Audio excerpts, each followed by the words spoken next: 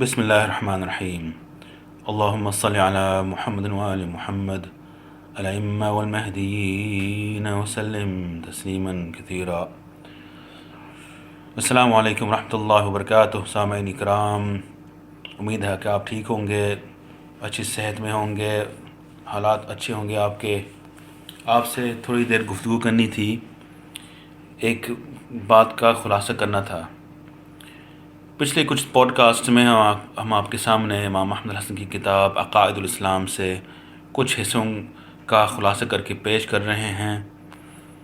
پچھلے آڈیوز میں ہم نے بات کی تھی ایوولوشن کی، علم کی، امام احمد الحسن کی طرف سے علم کے بارے میں، وصیت کے بارے میں۔ اب ہم ایک اور موضوع کو چھیڑتے ہیں جو ان پچھلے موضوعوں سے اس کا تعلق ہے۔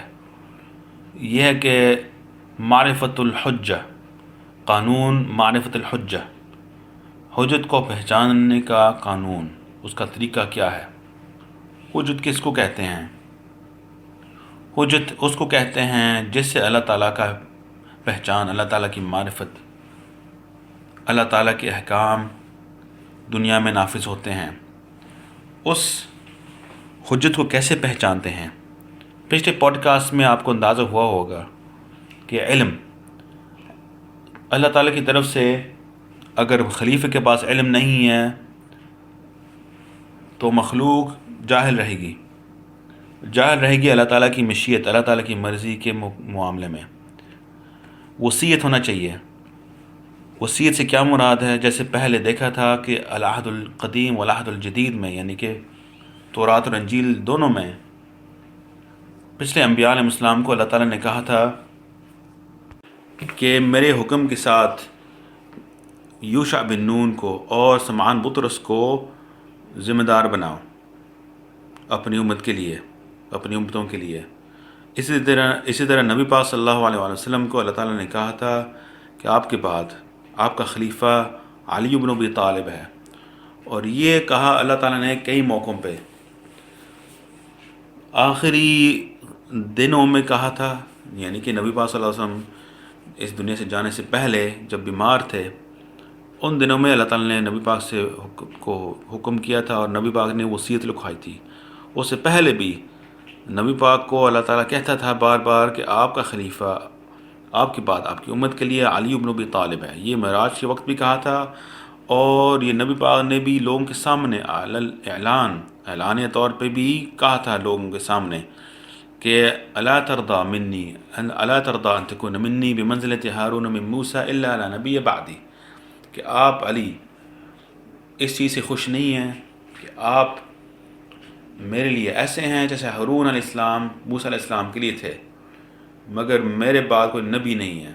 یعنی کہ ہارون علیہ السلام بھی موسیٰ علیہ السلام کے خلیفہ تھے ان کی زندگی میں، لیکن ہارون علیہ السلام موسیٰ علیہ السلام سے پہلے فوت ہوئے، اس لیے اللہ تعالیٰ نے موسیٰ علیہ السلام کی زندگی کے آخر میں کہا تھا کہ یوشع کو خلافت اب جائے گی۔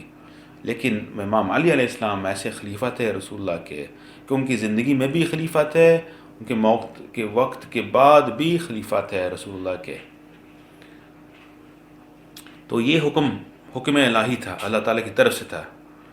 تو وصیت یعنی کہ حکم خدا کی طرف سے کہ ایک خلیفہ کے بعد دوسرا خلیفہ کون ہوگا، یہ حجت کے پاس ہونا چاہیے۔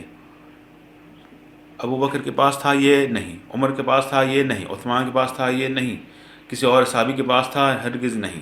امام علی علیہ السلام کے پاس تھا، اور آج کل امام احمد حسن کے پاس ہے۔ یہ امام احمد حسن علیہ السلام نے اس امت کو جگایا کہ یہ وصیت دیکھو، آپ کتابوں میں لکھا ہوا، قرآن میں اس کا حکم ہے، سنی کتابوں میں بھی ہے، شیعہ کتابوں میں بھی ہے، یہ میں موجود ہوں آپ کی وصیت میں۔ لوگ بھول چکے تھے اس کو، یہ روایتیں چھپی ہوئی تھی، لوگوں سے موجود تھیں، صحیح تھی، متواتر تھی، سب کچھ درست تھا ان کے معاملے میں، لیکن لوگ بھول چکے تھے۔ تو سب سے بڑی نشانی امام احمد حسن کی دعوت کی صداقت، دعوت کی سچائی کے بارے میں یہ ہے کہ وہ وصیت لے کے آئیں۔ نمبر 2، علم۔ جیسے آپ کو پہلے بھی دکھایا اور آگے بھی دکھاتے رہیں گے، ان کے پاس ایسا علم ہے جو کسی اور کے پاس نہیں ہے۔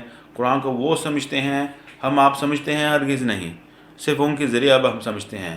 یہاں تک شیعہ حضرات جو اپنے کو درست سمجھتے ہیں وہ بھی اگر امام احمد حسن کی بات نہیں سنیں گے وہ بھی پیچھے رہ جائیں گے.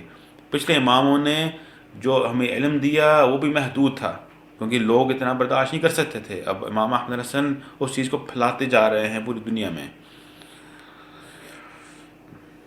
اور تیسری چیز کیا ہے؟ جھنڈا. جھنڈے سے کیا مراد ہے؟ ہدف، غایت، مقصد. ان کا مقصد کیا ہے احمد حسن کا؟ ان تمام چیزوں کو کرنے کا کیا مقصد ہے؟ یہ مقصد یہ ہے کہ اللہ تعالیٰ کا کلمہ، اللہ تعالیٰ کی حکومت پھیل جائے دنیا میں. حاکمیت اللہ لا حاکمیت الناس. اللہ تعالیٰ کی حکومت ہو، انسانوں کی حکومت نہ ہو. تو ان کے جھنڈے پہ کیا لکھا ہوا ہے؟ البیعۃ للہ. البیعۃ للہ. پچھلے اماموں نے بتایا تھا کہ قائم یمانی جو آئے گا اس کے جھنڈے پہ البیعۃ للہ ہوگا کہ حکومت اور بیعت اللہ تعالیٰ کے لیے ہے. اور یہ ہر نبی کا، ہر اللہ تعالیٰ کے بندے کا یہ موقف تھا، چاہے امام ہو، چاہے نبی ہو، چاہے رسول ہو. تو یہ جو تین چیزیں ہیں، وصیت، علم اور جھنڈا، یہ کسی اور کے پاس نہیں ہے. نہ کوئی دعویٰ کر سکتا ہے ان چیزوں کا کیونکہ غلط ثابت ہوگا. اب مرزا غلام احمد کو لے لیں، اس کے پاس علم تھا. کتنا علم تھا؟ کبھی انہوں نے، قادیانیوں نے قرآن کھول کے اتنا پیش کی، واضح کر کے پیش کیا، بیان کیا جیسے امام احمد حسن نے کبھی کیا. کسی سنی مولوی نے، کسی شیعہ مولوی نے کبھی اتنی زبردست طریقے سے قرآن پیش کیا جیسے امام احمد حسن کرتے ہیں. ان کو ان کے والد امام محمد بن الحسن کی طرف سے احکام آ رہے ہیں، ان کو ہدایت مل رہی ہے، اور یہ آگے آل محمد کا دعویٰ، اللہ تعالیٰ کی معرفت جیسے اللہ تعالیٰ چاہتا ہے دنیا میں، یہ پھیلاتے جا رہے ہیں.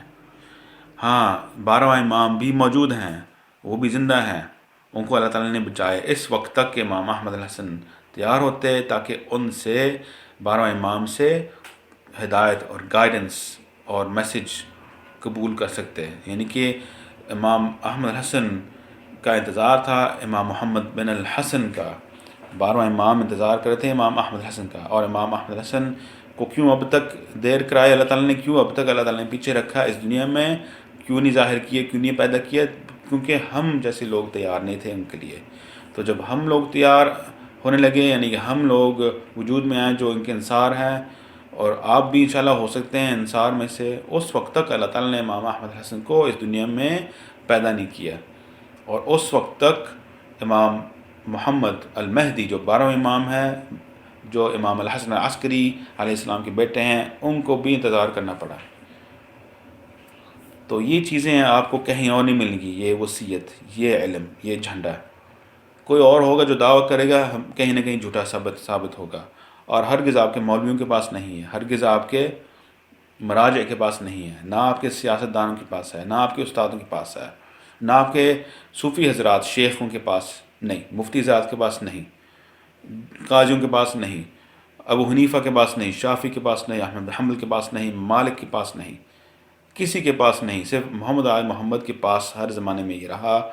اور آپ لوگ چوکنا رہیں کیونکہ یہ 12 مہدیوں کا دور شروع ہو گیا، اور امام احمد الحسن 12 مہدیوں کے سب سے پہلے مہدی ہیں. تو کتنی نسلیں باقی رہ گئی ہیں ان کے بعد؟ 11. 12واں مہدی کے بعد اللہ تعالیٰ نیا دور لے آئے گا. اس وقت رجع کا عالم ہوگا. یہ دنیا جیسے ہم جانتے ہیں اب یہ ختم ہو جائے گا. تو آپ کے پاس اتنا وقت نہیں ہے کہ بحث کریں اور اس چیز کو جھٹلائیں. آؤ مل کے دعا کریں کہ اللہ تعالیٰ ہمیں بھی اس دعوت کی مبارکہ کی سمجھ عطا فرمائے، آپ کو بھی اس دعوت مبارکہ کی سمجھ عطا فرمائے. وآخر دعوانا الحمدللہ رب العالمین. اللہم صلی علی محمد وعلی محمد الائمہ والمہدیین وسلم تسلیما کثیرا.